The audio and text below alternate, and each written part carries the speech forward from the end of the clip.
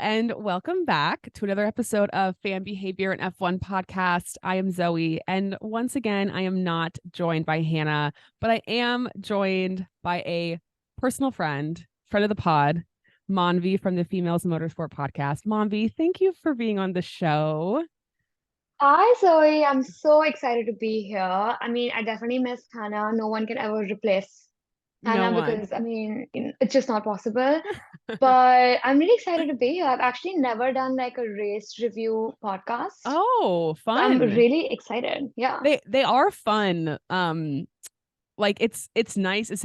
This sounds so stupid, but it is nice when you do a race recap because like the content's just there for you. You don't have to like Mm. figure out what to talk about because it's just right there, you know? I don't know if No, that makes yeah, any I sense, agree. but No, I totally agree because when you're creating content, otherwise you're doing research, you're looking for things, you're yeah, looking for sources. But with a stories. race, you saw it and you already have opinions about it. You just have to, you know, say them. But I also Exactly. think, yeah, but I also think like for race reviews, I never end up doing them because I feel like you guys are doing a great job. There's so many other podcasts already doing it. So I never feel like I need to interject and say anything on my own.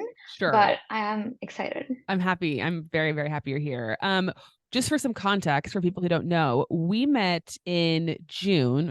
It was June, right? Yeah. In Austin at the Circuit of the Americas Media Day that they had. And that was so fun. It was so great to meet you. We It was the bonded best day ever. immediately. Yeah, Yeah. it was so good. And then we've just been friends ever since. We haven't seen each other in person since then, but Mm, that's going to change. Actually, it feels like the only yeah. place we can hang out is in Austin. I know, it's so crazy. I wish I could come to Nashville because I know you guys went to the IndyCar race. Yes. Oh yeah, I you was were having gone. so much FOMO. Yeah, I was in Italy. Yes. Again, like I can't really complain because I was in Yes. Italy, but I was having a lot of FOMO. I mean, we'll definitely do it again. It's Yeah. so fun. You would have the best time. You went to an IndyCar Oh my race this God. season though, didn't you? Or no? No, I Oh, you really wanted didn't. to Okay. I wanted to do the Indy 500, but then I didn't end Oh, up doing that. I think I was traveling at that time too. And then I thought I'll do Nashville. I didn't really realize that my Italy trip was booked at the same the same time. time. And Yeah. then and I think I was texting you guys and you told me your dates and I was like, wait, guys, I'm not here. I'm in I know. Italy. It sucked. It sucked. Yeah. But it was okay. We'll have plenty more chances. Um, Yeah. okay. So this is obviously the Japanese GP recap.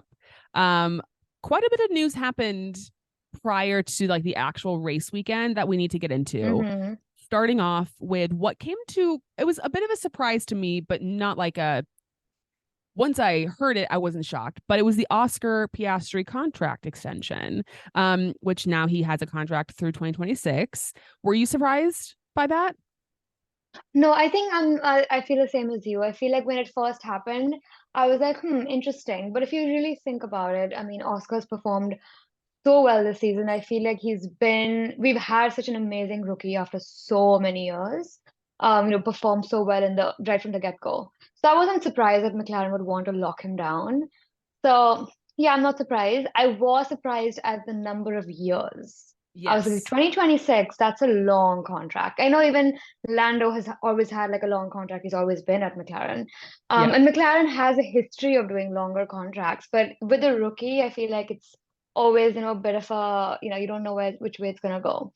So Yeah. I was surprised at like how long the extension was, but yeah, I can see why they would want to lock him down. I think it was very smart from McLaren's perspective because obviously Oscar's contract, his first contract, was going to run through 2024. And we know that so many drivers, their contracts end in 2024. And we predict that next season is Hmm. just going to be like chaos with silly Yeah. season and movement. And so for McLaren to not have to like worry about losing Oscar, um, is probably nice, especially with this like looming threat of Lando maybe leaving. Like, Hmm. is he not? So to know it's like, okay, well, we'll at least have Oscar around for, like he's still going to be with us even if we somehow lose Lando.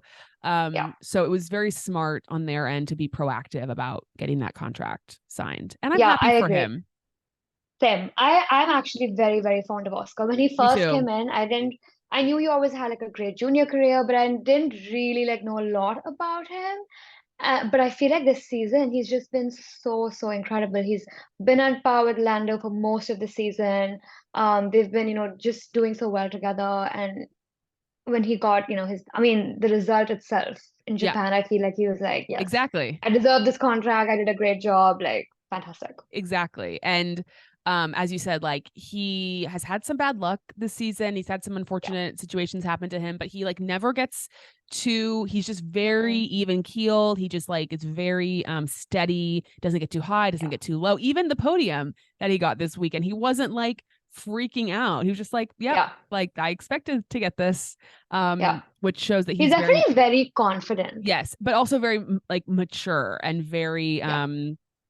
I don't know. I just yeah, and Hannah and I've talked about this too. Like he's someone who doesn't he's not like a Daniel Ricciardo or like Mm. a guy that has like an immediate personality that just like grabs you, but he's very funny. He's very like he has this great personality. It just takes you a little bit of time to get to know him, I guess, as well. Yeah, yeah. And I think his humor is also, a little bit like on the drier Yes, side. which It's which I not something love. we're used to. And I think McLaren is doing a really great job with his social media and things Yep. like that. Like I really love seeing the way McLaren does PR for him because I Yes. think they're really kind of, creating this persona for him that is so different to Lando, but also complements it so well. So I Yes. really love that pairing altogether. I completely agree. So yeah, happy for Oscar. Then this wasn't really news. Well, it kind of was, but it was just more of a heartwarming moment. Sebastian Vettel was in Suzuka this week. And he brought all of his friends out to were they building like a home for the bees? Is that Yeah, what they were yeah. I doing? think I can't remember which turn it was, but yeah, that's exactly what it was. Yeah, and so all of these everyone came out and it was like they were in school. It was like Sebastian Vettel was their teacher and he was like, Yeah. "Okay, here's the paint. You guys can do whatever you want." Um and it was just so sweet. I miss Seb and you can tell that everyone really loves him. Like every other driver just has like a lot of respect and I don't know, affinity for him that they're all willing to like do this for him and I just loved it. Yeah. Same. It gave major summer camp energy, Yes, you know? yes, Yeah. yes, It really reminded me of like summer camp and you would go into these activities together. It was like the yes, one moment where, you might not be friends with everybody, but you can all do this one activity together. yes. Yeah. Yeah, I there was Lando posted a photo dump where he was like wearing a backpack next to Yuki, and then he was like holding up like a which he didn't paint it, but it was like a little painting drawing, and then it was a photo of him with Seb. And I was like, this is a first day of school photo dump. Like this is a kid Hmm. at his first day of school with his friends, painting, with his Yeah. teacher. It was very, very Yeah. cute. And I Loved it. love how Seb has been at the center of, bringing all the drivers together. Of Yes. course, the whole Abu Dhabi dinner was it Abu Dhabi? Yes. Yeah. There was a Yes. dinner last year that was all about Seb and it actually happened because of him. And I think again this year. So I really miss Seb. I miss him too. I miss him too. I Yeah. want him. I don't necessarily like I'm not someone who like needs him back on the grid, but I would love Yeah. him to be more involved in Formula One, like in a professional capacity. Um, Yeah. just around a bit more because I just think he's Yeah. a good personality to have around. I Um, would love to have him in the second Aston Martin seat. I mean, second. I mean, next to Fernando Alonso. I mean, listen, we'll talk about that again because I feel like this is literally every episode we do that comes up, the whole Aston Martin thing, because it's like, and now I feel like I'm Yeah. beating a dead horse, but Yeah. we'll get to it.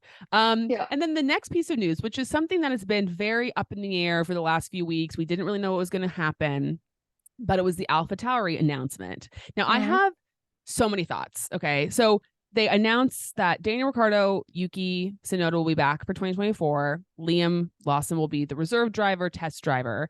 Um, did you feel like it was weird, the announcement that AlphaTauri posted, that it was like painting the three of them as if they were all the same?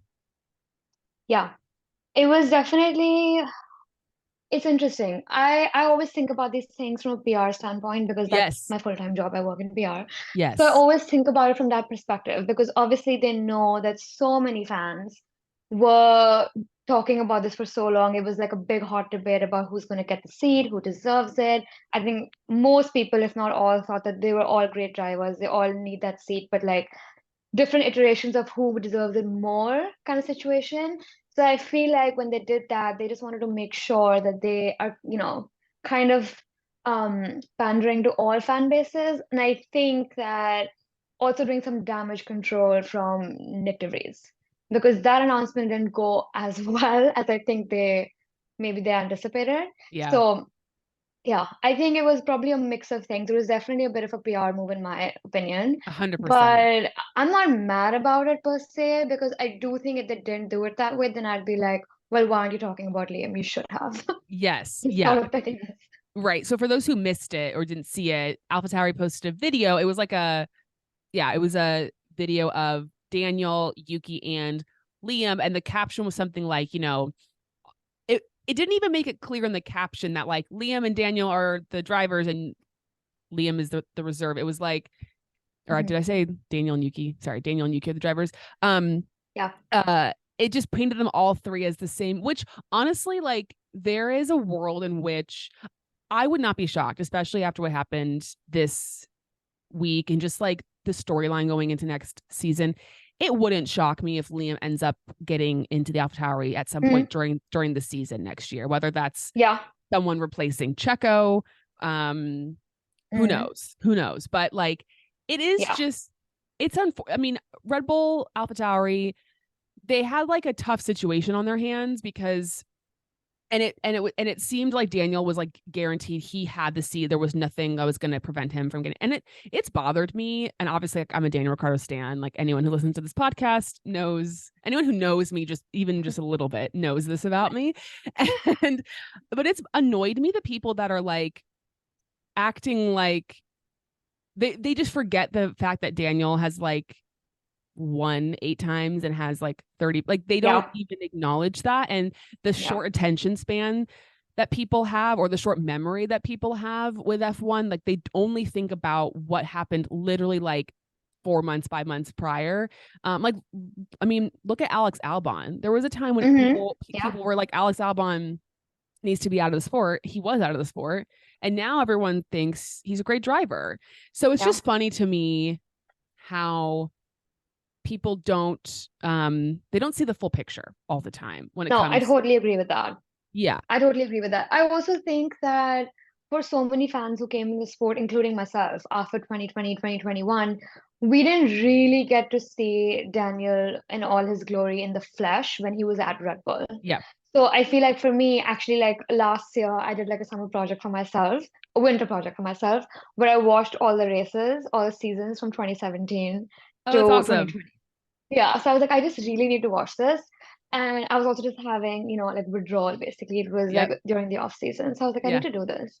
But I do think that like someone who hasn't seen it, it's easier to like not remember Totally. it, you know? So I kind of get it, but I do agree. I think that there is like a short-term memory problem, in F1. You always only think about the last season or like Yep. what happened at McLaren, for example, with Yep. Daniel. And I think F1 is also such a unique sport where the tools you're given, like the car, Yep. really do impact your ability. And I think that, it's yes, of course, that your teammate is like, the most comparable person with you Hmm. on a racetrack, but your driving styles are different. So, it's not always apples to apples, in my opinion. I totally agree. Yeah. And it also bothers me people like completely forget his time at Renault. Like he was very, very good at Renault.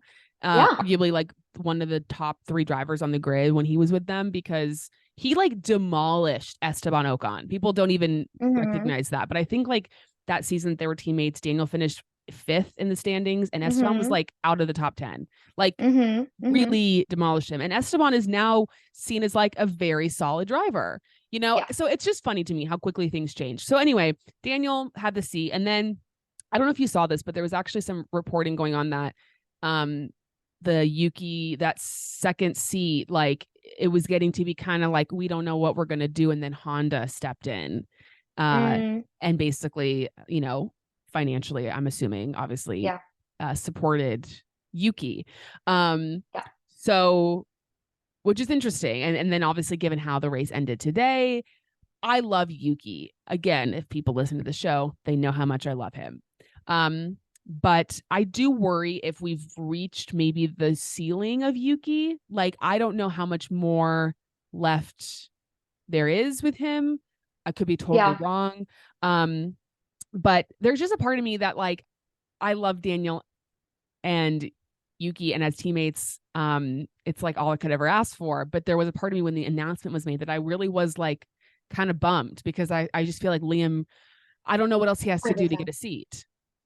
I know, I completely agree. I'm a big Yuki stan. I mean, I'm wearing a Yuki t-shirt today. Yep. So, and oh my God, I'm obsessed with this t-shirt. But I feel like it's so hard with Yuki because I do think he's had really bad luck. This year, it's been really, really terrible for him. That car was not it in the beginning of the season. So I feel like it's hard. And I also think with Yuki, it's so hard to judge because he's really only been with AlphaTauri. Yep. So, Yep. I feel like if he moved around a little bit, I would have like some more context to, just kind of see like what his, I guess, capabilities are in F1. Yep. So I feel like it's hard to say, but yeah, I think with Liam, it's really hard. And I think this is a constant problem we've seen in the F1. Like Oscar came in, as of course having a great junior career, and well, McLaren really wanted him, we know that. So that became a whole thing. But I think Liam has been a reserve driver for so long, and he's definitely proved himself. He's a fantastic driver. It's just, it's really hard to see young drivers not get space in F1. But I also think it's interesting because as careers now get longer in F1, like of course Fernando Alonso is there, Lewis is there, and they're both incredible drivers. Yep. I love seeing them both on the grid. But I think it's, as careers get longer, there's lesser space now. There's fewer spots that the younger drivers can take. Which is why, I mean, I'm a proponent of an 11th F1 team, but I don't know. It's really hard to see. My heart breaks for Liam. It really does. I know. I also saw people reporting that said that I think Liam has like a guaranteed contract for 2025. And my thing, I think what Red Bull's thinking is they're having Daniel and Yuki, and they're thinking, okay, one of these two, potentially, if not Lando or someone else, is going to be replacing Checo. We need to see who we want to replace Checo. So I bet their ideal situation would be Daniel replaces Checo, and then Liam bumps up into that seat. Yeah. I don't know, because my only thing is that as much as I love Daniel and Max together, I don't know if I want to see them as teammates again, because I feel like it got incredibly messy. And I think a lot of people say that, oh, Daniel should not have left Red Bull. I actually don't think so. I think, yes, I think he made a good call leaving Red Bull. I think he shouldn't have left Renault, is what I always think. So I don't know. I mean, I would love to see him in like a top car again. I think Daniel definitely deserves that. But I don't know if I want to see him driving personally with Max, because I do think that Max is the chosen one. This is not even like a question. Like, I think it's very, very obvious. Yep. And I think Daniel deserves a little bit more, I think he deserves to be the chosen child energy. See, I disagree. So I don't know. Oh, really? Because I think it's a little bit of I do not fault Daniel at all for leaving Red Bull. And I think anyone that does that is doing that, hindsight's 2020. You are judging a person's decision based on what you know now, not what he knew in 2018 when he made the choice, which was, I'm a guy who's competing against Max. I'm not being favored. I deserve to be the number one driver. Those things were all true. And he took a gamble and he left. Now, did it pay off for him? No, but that happens sometimes when you make difficult choices. I think now, though, because now he's had this journey, he's realizing the grass isn't always greener. Yeah. And now I think he's in a place where he would be comfortable going back to Red Bull and knowing I'm not the guy anymore. And I'm okay with that. And I'm just going to be fighting for podiums every weekend. I'm, going to get the occasional win here or there when Max has a mistake or I am, faster. Like a solid driver. Right. And I think that's what Red Bull needs. And that's why I feel like Daniel is who they're wanting, because I've said this too, like the Lando Max idea is like great in theory, but I think it's actually would be very, very messy. And Yeah. Red Bull just needs a solid, capable, mature driver who can at least be picking up the points and be relatively close to Max. Obviously, we'll wait and see what happens. Daniel could completely sneak up the joint next year and be terrible, and it won't even be a conversation. But I think that's I think why. Well, I hope he's not. I hope he doesn't sneak up the joint. And so I think they that's why they were so certain of putting him in there. And I mean, as much as it sucks for Liam, and it does suck, he's what, 21, I think. So like, he will get his time. I really do believe that he will get his chance. He's had this great chance, and I do think he'll wait one more year, and then I think he's in a seat. So it's coming, and he'll be so experienced too. Once he gets in that, he'll have all of this amazing experience, and be really ready to go. Yeah. No, I definitely agree that I think it would be good for Red Bull as a team and for Max as well. And I think I actually agree with you. I think Daniel would also be okay with it. I feel like I'm not okay with it. I just really want to see him. I just feel like. But where would he go? Know, this is the thing. I know. It's so hard. It's so hard because you're right. Where would you go? Like where would you go? There's just, that's the best option. Anyway, we'll see what happens there. Daniel and Yuki 2024. I'm excited for all the, hijinks that they get into. The content will be great. They'll be fun. So we'll get into more of the Liam stuff later on. Okay, let's jump to qualifying. Logan crashes. Yeah. And I mean, it was a tough crash. It was a tough crash. And I mean, it is getting worse and worse and worse and worse every passing week for this guy. And I don't know how. Obviously, Williams is incentivized financially to keep Logan around. That is just clear. They wouldn't have even promoted him last year had they not been incentivized. But I don't know how you now justify the money. Yeah.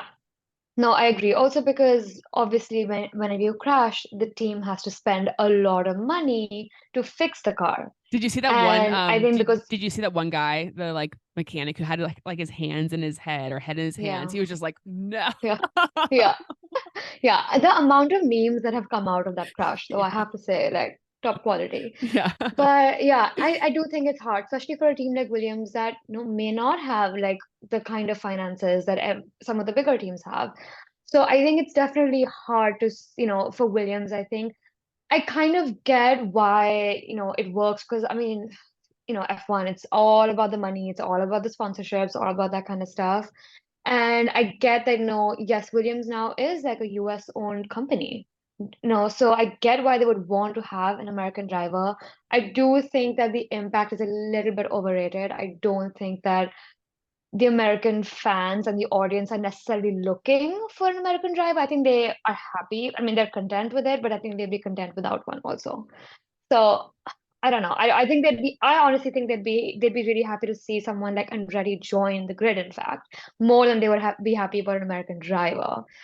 But yeah, it's hard. I also feel like with Logan, obviously he's a rookie, and I really try not to be too critical of rookies in their first year because, they're new, and also Logan didn't have like the most illustrious junior career. So I get that it's more of a learning curve for him. But then it does fall back on Williams and the decision that they made to promote him into an F1 seat. Completely agree. A couple things I want to say off of your points. Americans love winners. Okay. They don't just like the participation award. And so and I don't want to speak for all Americans. I don't speak for all Americans, but I don't think people care if there's just an American who's doing fine. That doesn't really mean anything to us. We want to see someone that's doing well. Also, and I think I said this last week, his personality is not one that is going to like captivate an audience. Like he's a little bit quieter. He doesn't have a bad personality, but like, again, I said this like 1,000 times, but like Daniel Ricciardo is the American driver. Like he's the person that we feel connected to. And I don't know, because again, it's like a personality thing. And I totally agree with you that I think an American team has much more value than an American driver, if that driver isn't performing well. Like, it just doesn't really Mm-hmm. matter. And the money, I don't think American companies, I could be totally wrong, but I feel like they would rather be with the best F1 team, not necessarily the team that has the American driver. Because Agreed. and we're seeing this too in other sports, like how I was actually just thinking about this the other day, like with football, international football, the amount of stars, European stars specifically, who are now like really popular in America. And Mm-hmm. I just I constantly see kids all the time wearing jerseys with guys' names who are not American.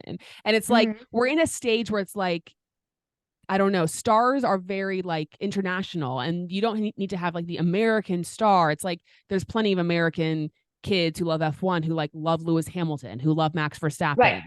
It Yeah. doesn't it doesn't really, I don't know. I just don't I don't think that matters anymore.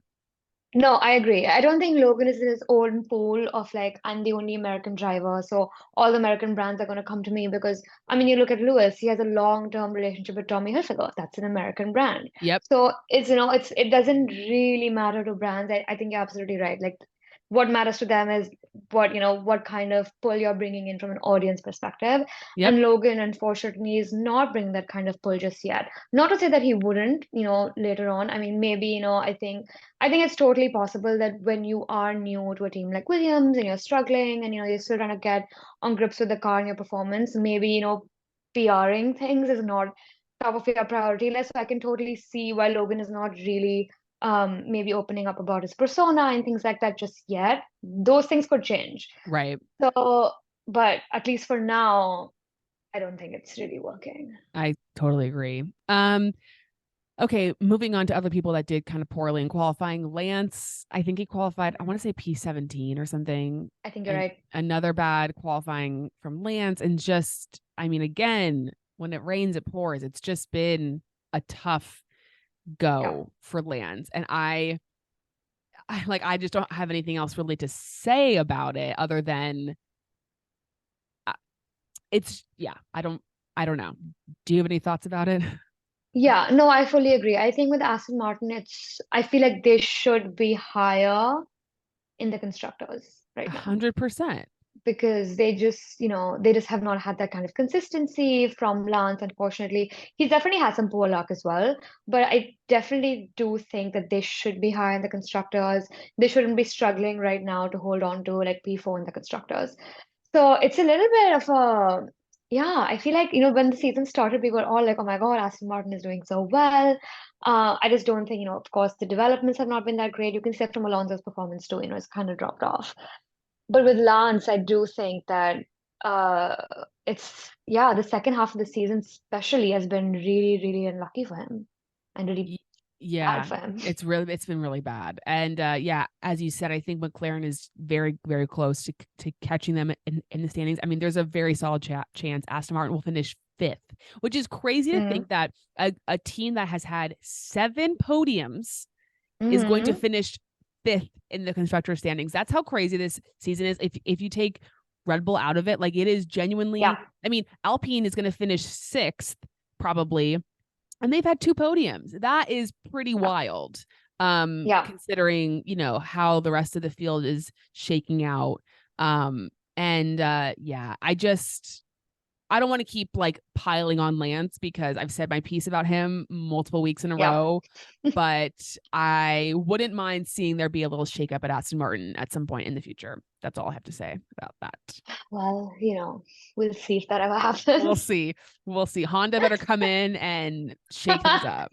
Shake it up. Okay, so Max obviously got pole. He crushed everybody, like genuinely crushed everybody.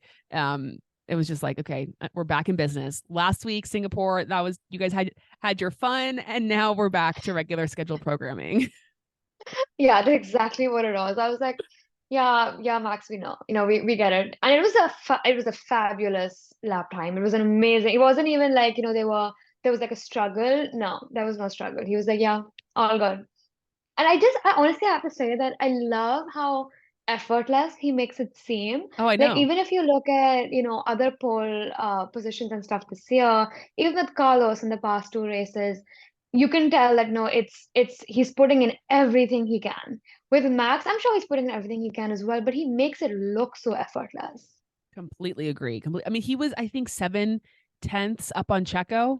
That is insane. And we Yeah, we had some that's people insane. being like, we know Max is faster than Checo. Like it's not that. I'm like, 7/10 from your It's a teammate lot. is a lot. Like a lot. And we know Max is incredible. Like I think there is no shame in being beaten by Max. I don't think anyone faults anyone who gets beaten by Max, but for there to be that big of a gap is pretty insane. Oscar though came in, qualified P2, which was really amazing. And just the McLaren like journey this season has been really incredible, honestly. Incredible. Yeah, the season has gone the opposite way of Aston Martin, basically. Exactly. Yeah. Exactly, which is kind of insane. And then just to like a little cherry on top for me personally was Yuki getting into Q3, qualifying P9. I was very happy for him, obviously home crowd, to get into Q3. And also to out qualify Liam. I feel like he kind of needed that a little bit. Just Yeah. as like a, hey, I deserve to be here. Like, Yeah. I don't know. Um, I No, was I I was agree. happy I for him. definitely agree. Yeah, same. I mean, I love Yuki. I would hate for him to leave the I grid. know. I really would. I know. And Yeah. that's why this whole like AlphaTauri thing was so challenging for me, because it's like I Yeah. genuinely love Daniel and Yuki so much. And I really do like Liam too. And it's just like there's no winning here. Like whoever misses out, it Yeah. just sucks, honestly. Yeah. I agree. Okay, let's get to the race. So Okay. the start of the race was a little bit chaotic, Mm. honestly, and I was very Yeah. confused as to what was happening because, like, immediately Esteban, was it Valtteri, Joe, all pit, Hmm. and I'm like, what happened?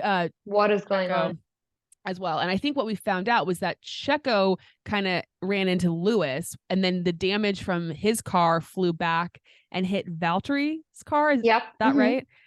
Yep. And it was just like, oh God, okay, here we go. A lot of pit stops early on. How did you feel about the start? Yeah, I feel like, I mean, a race start is always, going to be a little bit chaotic. And I kind of like it that way, obviously, as long as no one gets hurt. Yes. But I think with Suzuka specifically, that track is just not wide enough for so many cars to go Yeah. side by side. So there was something like bound to happen. I do think that was just like poor luck for so many of them because it was more like a chain reaction, Yep. by Exactly. everyone and it just like, ran into each other and then it Yep. just like became a whole thing. But I will say that I think the midfield this year has been very, very interesting because in the front, usually it's been Max and it's been fine. And with Oscar and Lando, also, of course, Lando had a really great start, which we can talk about after that. But yeah, the chaoticness that happened, this is all in the midfield, Yep. which I found very interesting. It's interesting that we've paired we've moved Checo into that midfield. we, So true.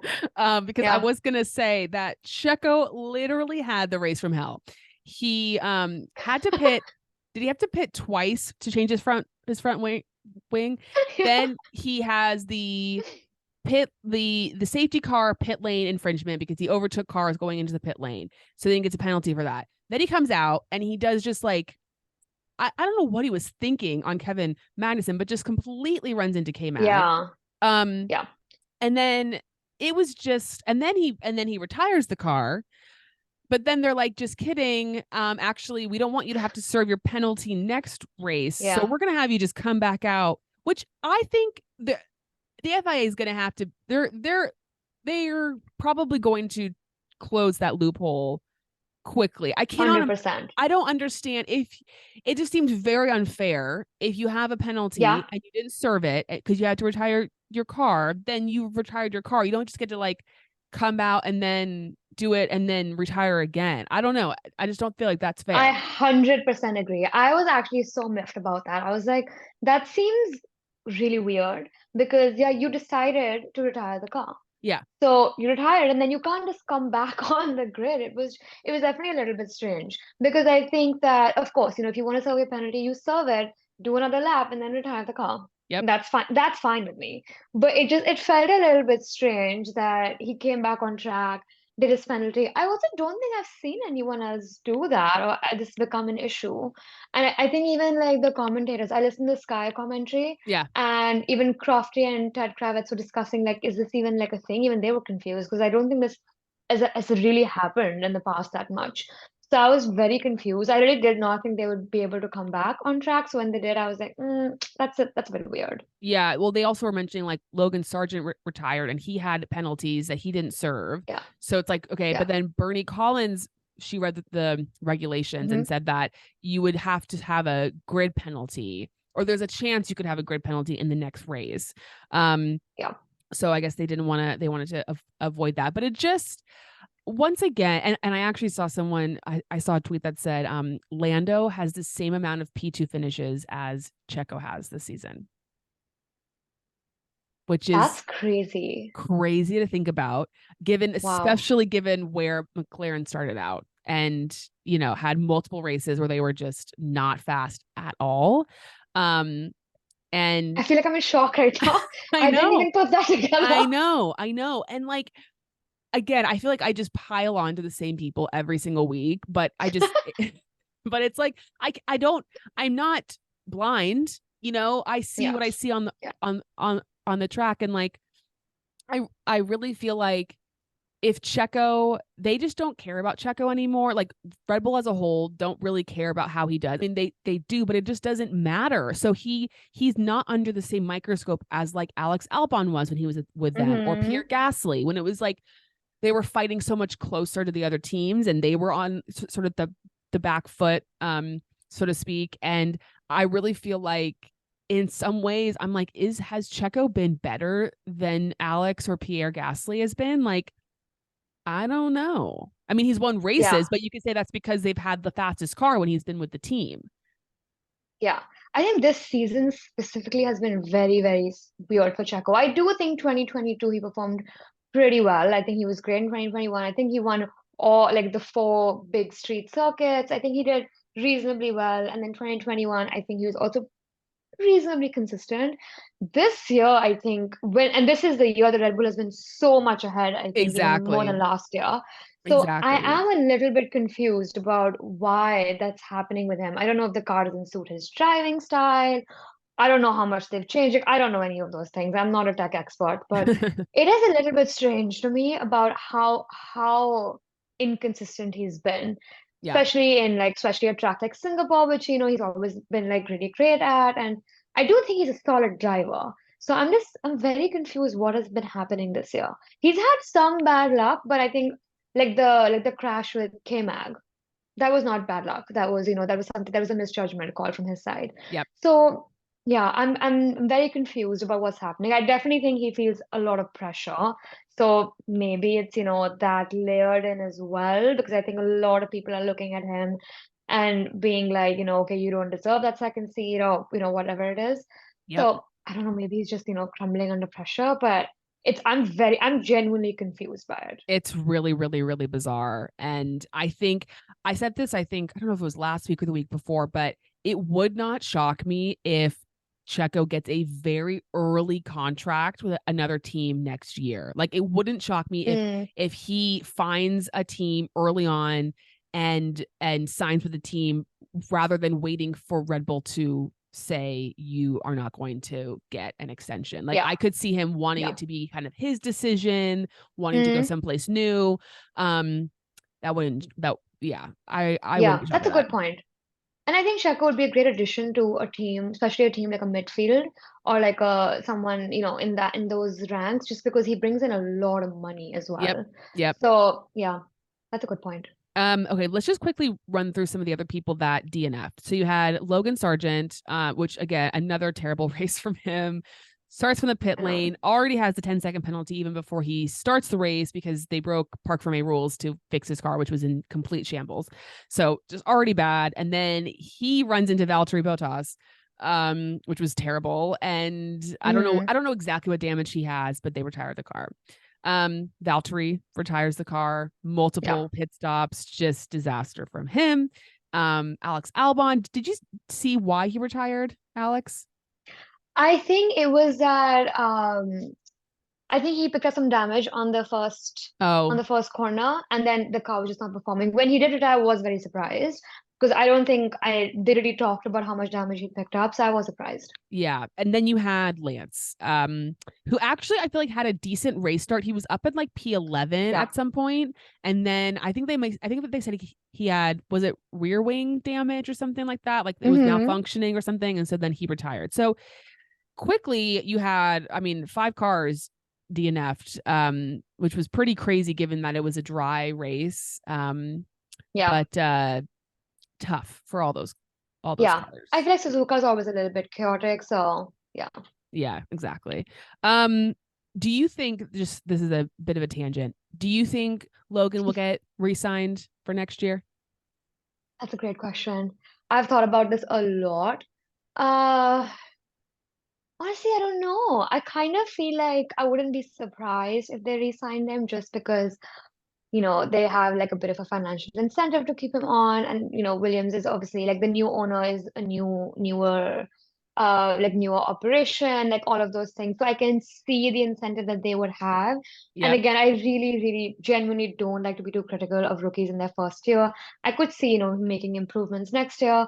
So I could see if they wanted to give him another chance. I hear they have been saying that, like, oh, this is Logan's first year. It's fine. He's still learning. So I wouldn't be surprised if they signed him, but at the same time, just because I feel like I really, really want Liam to be on the grid, I Yep. would want Liam to be in that seat. Yeah. Honestly, what I think I talked about this last week.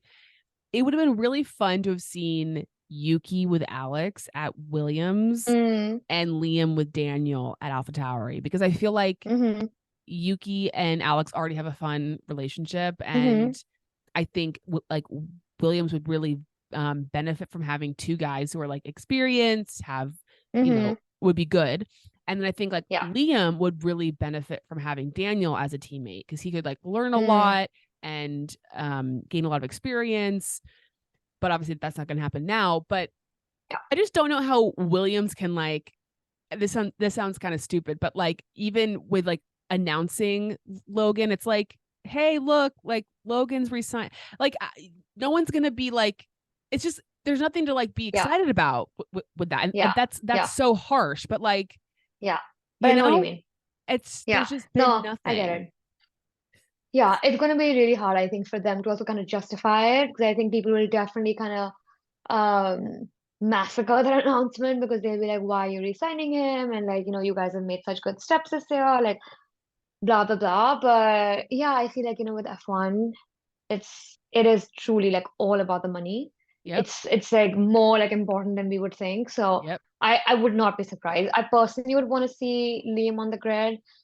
Yeah, so I don't know. We'll I see. don't know. We'll I am see. surprised they haven't made an announcement yet. I do think like I was expecting like maybe in like by now they would have announced it, but and I think if they made it earlier, it would have benefited them because I think Logan's had a tougher mid and more recent season. I think in the beginning, people would have been more forgiving Yep, because he was newer. yep. So I think it's the longer they wait, I think the worse it's gonna be. I think they're probably waiting for Coda, is my guess. Like they probably would want to Mm, announce it ahead of the American race. But yeah. again, it's just like if he has another bad weekend in Qatar, then it's just like you would want to announce it when he has a after he has a good weekend, because it's like, look, Yeah. Maybe that's what they're waiting for. maybe yeah, literally, honestly, that could be what it Yeah. is. Like, look, he didn't Yeah. crash. He finished the race. He gets a Yeah. contract. Anyway, Yeah. we'll see what happens there. Okay, let's talk about the Mercedes strategy and just the Mercedes dynamic as a whole this weekend, because George decides to go for a one-stop race, Hmm. which didn't really end up working out in his Hmm. favor. No. But we've seen 2 weekends in a row Lewis and George finding themselves Hmm. really close on track, one behind the other, Lewis behind George, and there just be a little bit of tension, Fiction. Yeah. friction. Yeah. And I feel like last week, if Lewis had been able to get through past George, like I do feel like he would have been able to catch maybe Lando, and maybe Carlos. And this week, I don't know. How did you read all of that? Yeah, I definitely think I feel very conflicted about this because I really do like George. I do think he's a great Same. driver. Same. And of course Lewis is a legend. Like there is absolutely no question about it. Yeah, I do think with Singapore it's hard to say because at the end, I mean, George ended up having a crash, unfortunately. Yep. So, it's hard to say. Also, because I would not like judge George harshly for that. He's still new. That pressure is a lot harder for him. Lewis is very, very experienced. Obviously, from that perspective, it is possible he would have caught Lando. He knows how to do it a little bit more. So I get it. I do think that Mercedes is going to have a really big problem when that car is fighting for wins. I think that, with George's first season, he was more like, yeah, I'm soaking everything up from Lewis. He's a legend. I'm gonna learn from him. I'm just here to learn this 1 year. Yeah. Now I think, he's like, okay, I'm still pulling in the results. I've outqualified Lewis many times this year. I'm definitely punching in great results. So he's like, why should I be quote unquote the second driver or the less favored driver? So I think I really like that he comes on radio, makes his own strategy choices. He'll say, "Oh, can we do this? Can we do Plan B?" Which was a one stop now that we know. I really like that about him. But I think Lewis is bringing back 2007 Lewis, and I'm here for it. I genuinely am. I wasn't, watching the races back then, so I kind of really want to see that. I Yeah. want to see him, with that hunger. And I think, I definitely feel after 2021, Lewis has that. I think he wants that final eighth championship. I think he Yep. really wants that, and Yep. he absolutely deserves it.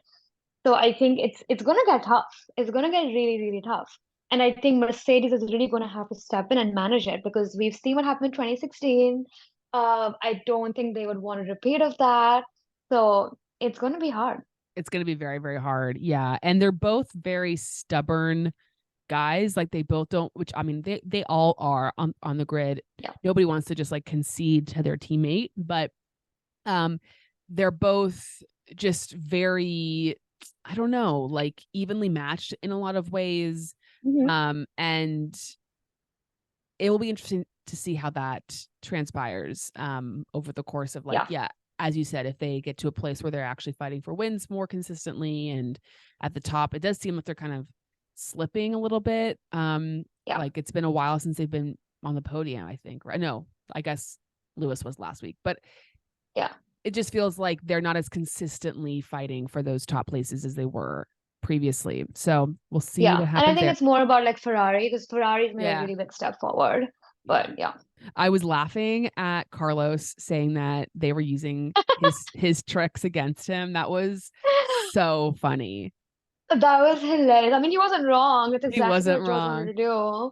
And it was really obvious. And I feel like if Carlos knew the trick, he'd probably know how to get out of it also. Exactly. So, I loved yeah, that so much. It was like, this is my yeah, thing. This isn't your yeah, thing. You don't get to yeah, do this. Good try, but I figured you yeah, but out. not. Yeah, Exactly. And then McLaren, an amazing weekend for McLaren. Obviously, amazing. as you mentioned earlier, Lando had a great start. Um, and they just did a really great job. Very happy to see Oscar get a podium. It's their first um double podium since Monza, Mm-hmm. 2021, which feels like a very long time ago because it was. Yeah. And it's very well deserved. I feel like if I was a little bit worried there for a second that Oscar was going to miss out on a podium when it looked like Mm-hmm. maybe George could like fight for it, and I was like, Yeah. oh no, I don't want Oscar again because he missed out. Where was that? Was that Silverstone? I think he missed out Yeah. like a bad like a unlucky safety car, and he got Again, kind of another safety car. Yeah. yeah. Yeah.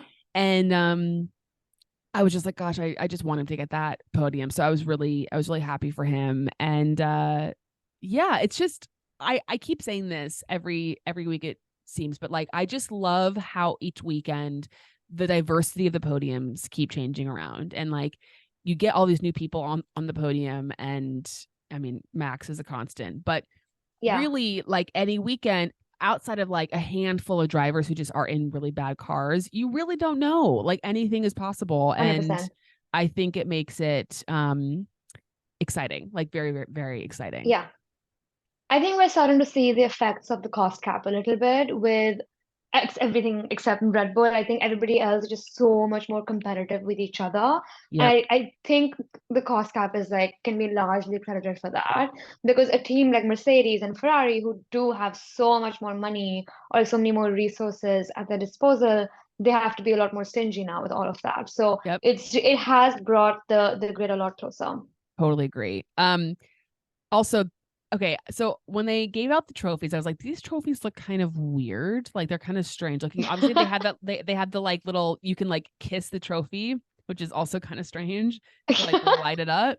But our friend Freya, who was on the podcast last Mhm. week, she made this great point. She was like, they look like dehumidifiers. Like Oh my God, humidifiers that's so true. you put in your home. I was like, oh my God, now I cannot unsee it. They look Yeah, like that's like so an true. air like a mini portable air conditioner or like air purifier that you put like on your bedside table. The kissing is weird to me too, because I'm also like, okay, before you put it on the podium, I'm guessing someone had to test that, Yeah, exactly. right? Like, I don't Yeah. know. It was just like, it would be, I wouldn't want to kiss it. I would just think like, no, I'm not putting my lips to that. No, Yeah, thank you. Yeah, I mean, it's a cool trophy, I guess. Like it's more like yeah, techie vibe rather than like yeah, beautiful art. I probably can't be destroyed on a podium like the Hungary yeah, trophy. So that's at least yeah, that's good. Okay, yeah. should we get to our pyramid? Yes, let's do Okay. it. Okay. So as always, we came to a consensus, which is very nice because I don't feel like I've ever had a week where I've like, whether it's me and Hannah or having somebody on, I don't think we've ever debated really hardly about like who should be Mm, on the pyramid, which is good. So bottom of the pyramid, and this is pretty self-explanatory, but it is Logan Sargent. I mean, there's just not much. You crash yeah, in qualifying, you get a penalty before the race starts, you crash in the race. I mean, you're at the bottom, yeah, no questions yeah, asked. yeah. Checo, again, where did he qualify? Was he like what, I P5? want to say five. Something like that? Okay. I Yeah, honestly don't I think remember. Charles Leclerc was P4, right? And Checo was P5. I think Carlos was P6 and No, Lewis was P7. was he? I honestly I know don't Lewis was remember. P7. Okay. I think George was And I P8. know, of course, like Oscar and Lando, we know. I don't know. Yeah. Okay. Definitely like 4, 5, or 6. Yeah. Yeah. So like not good.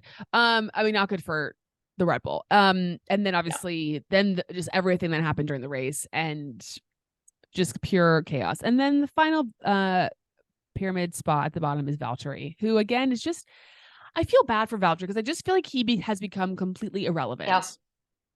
I know. And I feel like this weekend I was actually excited to see Alfa Romeo's performance because they brought like a big upgrade Yep. package. They talked about it so much in the pre-race show. I was like, okay, yeah, this is going to be an interesting one for Alfa Romeo. But it's just, it just like I think he had really bad luck, and his entire season has just really been a forgettable one for Alfa Romeo. It really Really, sucks. really, really sucks.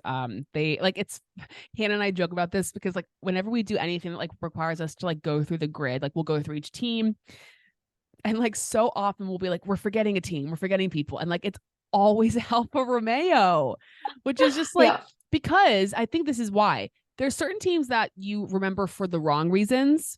Like Mm, certain people you remember for the wrong reasons, and obviously people that you that like are kind of always on your mind because they're always doing well. Alpha is just kind of like around. Like they're not really yeah. that terrible. Like they're not crashing all the time. I mean, aside from this weekend, but they're just not putting in the performances. So they're just Yeah. you just forget about them all the time. At least Yeah. we Also, do. Valtteri and Joe are both such low-key people themselves. Exactly. So, Exactly. yeah. Exactly.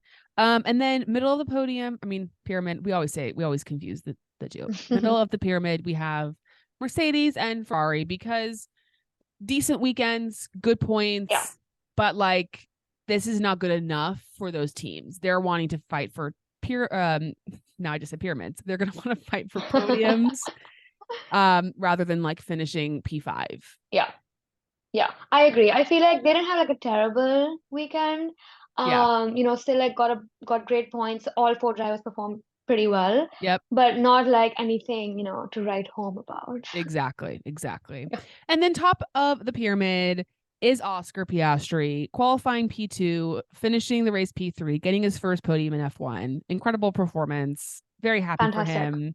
And he's definitely a driver that we'll have in the sport for many, Yeah. many years. Oh, 100%. I'm gonna call it. He's a champion in the making. Yes. If 100%. McLaren can get their stuff together, or if he Yeah. obviously leaves to go someplace else. But yeah, I completely agree. I think he's got the goods. And then Yeah, honorable I think mention. also, sorry, I was just gonna No, go ahead. say, I think he's the first rookie in so many years who got a podium in his rookie You season. know who got a podium? Who was the last rookie to get a podium? Don't say Lewis. I'll die. No, Is it Max? no, Is it Daniel? no.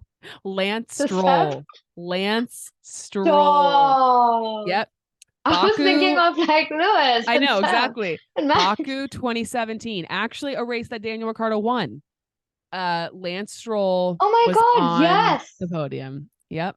I did not realize that was his Yep. rookie season. That was a chaotic race also. Yep. It was. Wow. Oh wow. Yep. So That's Oscar wild. Piastri following in Lance Stroll's footsteps.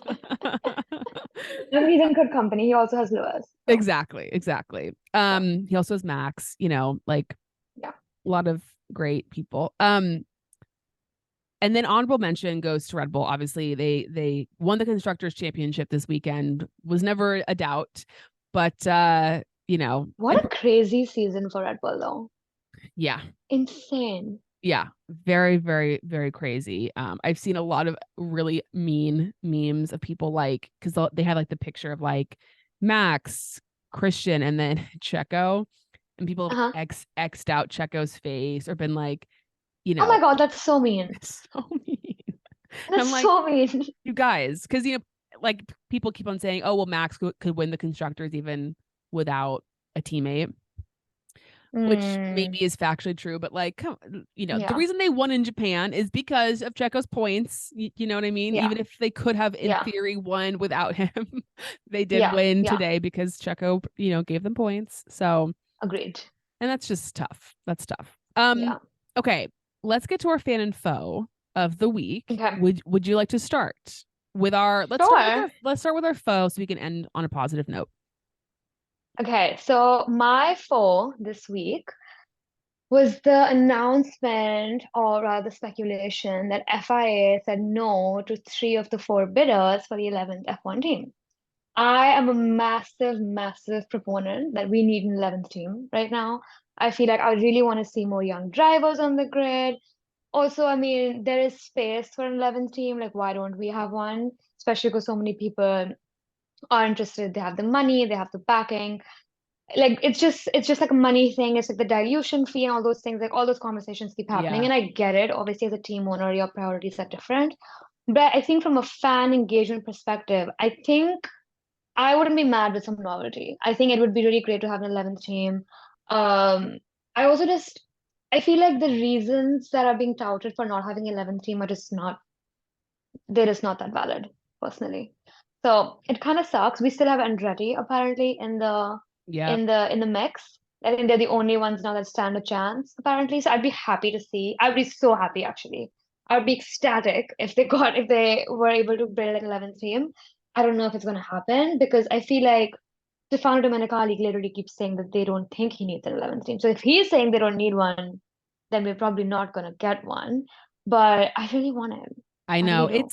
it's really hard because, as you mentioned, the dilution situation and teams would be getting less money every year. Obviously, if there's an 11th team and there's already teams that are struggling to spend to the cost cap, so they're worried that if we have this other team that comes on the grid, we're going to lose money. We won't be able to be Yeah. successful.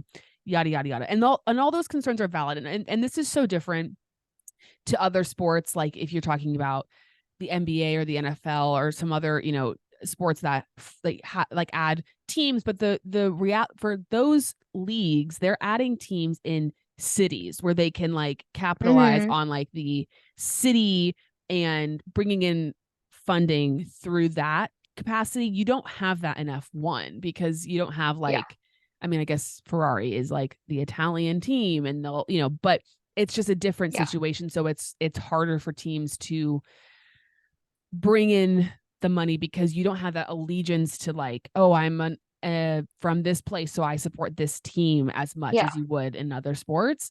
But I agree with you. Andretti does deserve it because also like F1 kind of can't have it both ways. Like they are wanting the American money. They're adding these American races. They clearly recognize the market that is available in the States, but then they're like, but we don't really want there to be an American team. It's like, that doesn't really make sense. And you have this established brand essentially within Andretti. It's not like just some hodgepodge team. They have established racing teams in other series.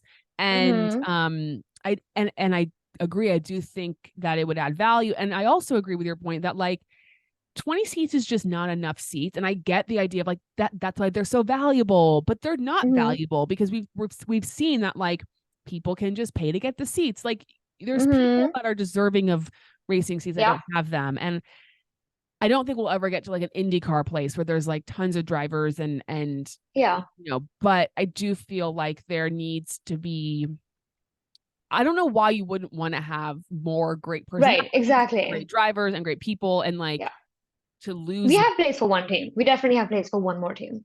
Yeah, exactly. Completely agree. So we'll see what happens there.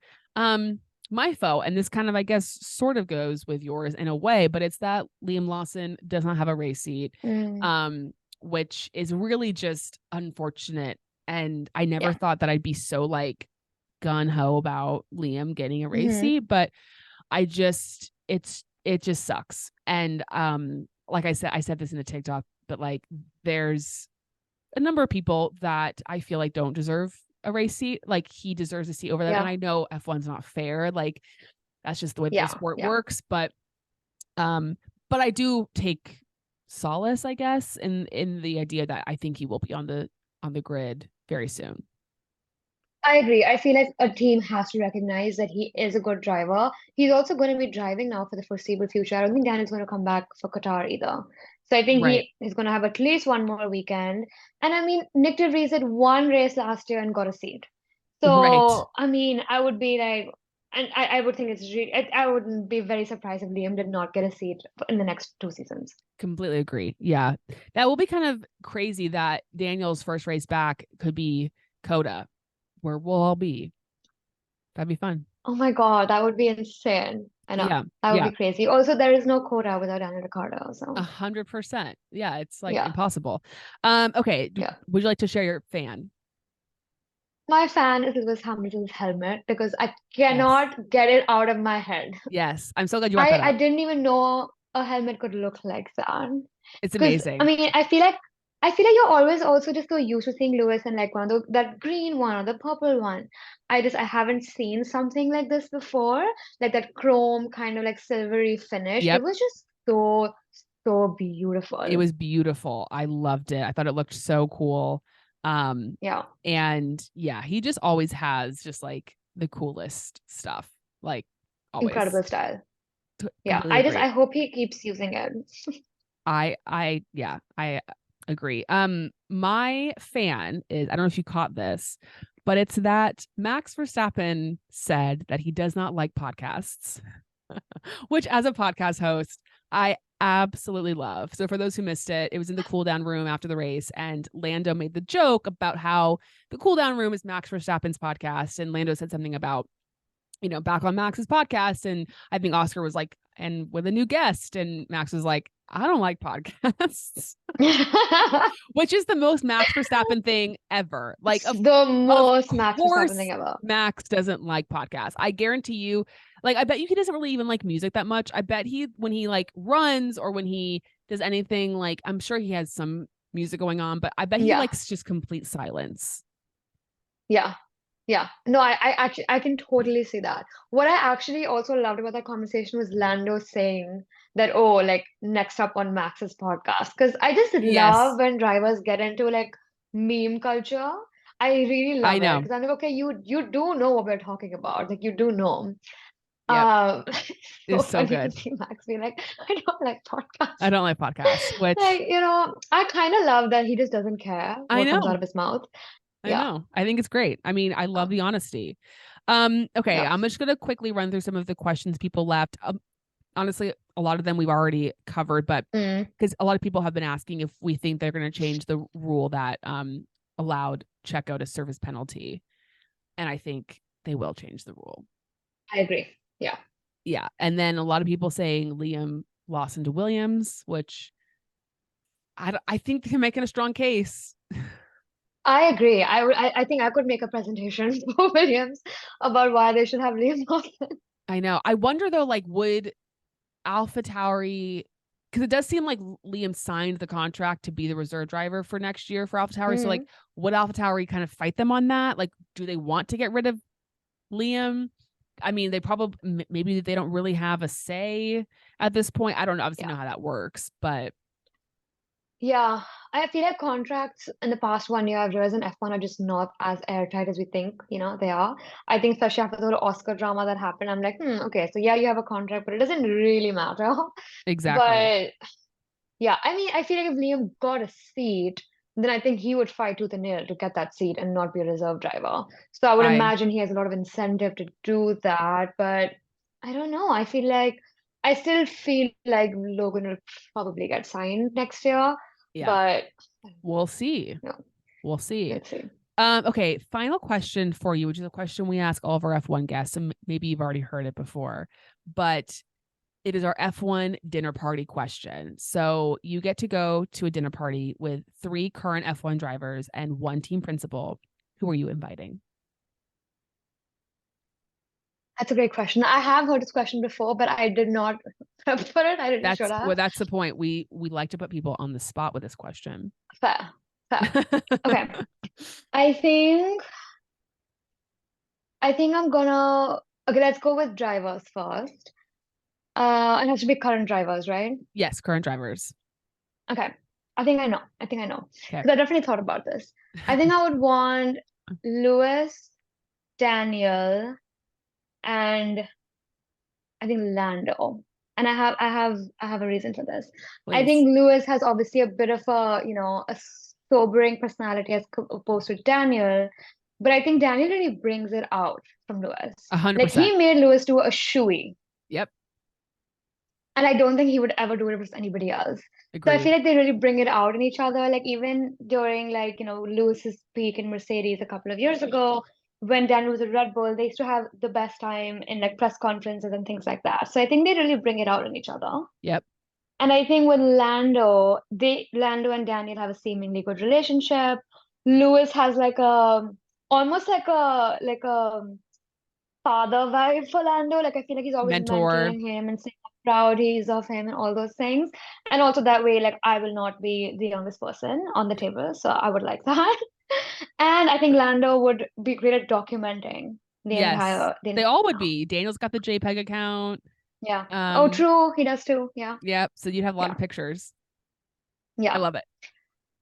I think for the team principal, this is hard because I feel like I want someone who hasn't really worked with any of them because I don't want the Mm, drivers to feel like they're at work, you got know? it. That's So I feel smart. like maybe like Gunther, because I don't think any of them have really worked with him directly. No, and that would be funny. That would be so funny. Yeah. And he's like really into wine, and I feel like I could learn a lot from him. So Exactly. I yeah, love that. yeah. I think that's the mix I'm going with. I think that's great. They're also all 3 former or current McLaren drivers. So you Oh, got that true. going for you. Oh, true. Maybe I should Yeah. invite Zach Brown. No, I'm kidding. No, please don't. No. Because then it'd be like then that's awkward because it's like Daniel's like I fired Yeah. like you I got fired by you. No. Lando's like you're my boss. It's a little too Yeah. complicated. It's too complicated. No, I agree. I love it. Well, Mommy, thank you so much for being on the podcast. Please let everyone know where they can listen to you because you have a wonderful podcast with the Females in Motorsport account, and it's great. You have so many wonderful people. So talk a bit about that and let people know where they can find you.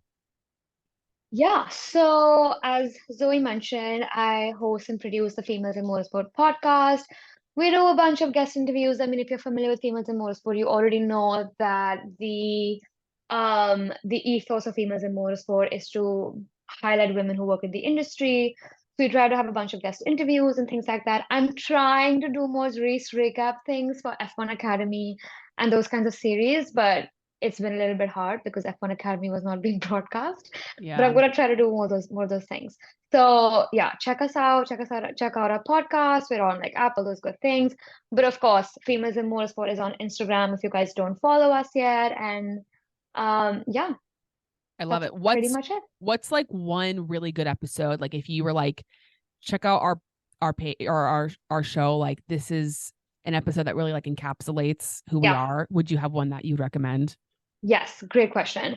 I would say for anyone who's specifically really into F1, more importantly, I think we had a really great guest from Alfa Romeo, Christina. She's the senior CFD engineer, and she really talked about workforce retention for women in the industry, like what it takes for women to not only join F1, but also kind of want to stay there, and what Mm, F1 can do to help women stay there. I like So that. that was a really interesting one. I really learned a lot from her, and she's so funny. She's hilarious. She's the best. So I definitely really recommend that one. Awesome. Awesome. Thank you again so much.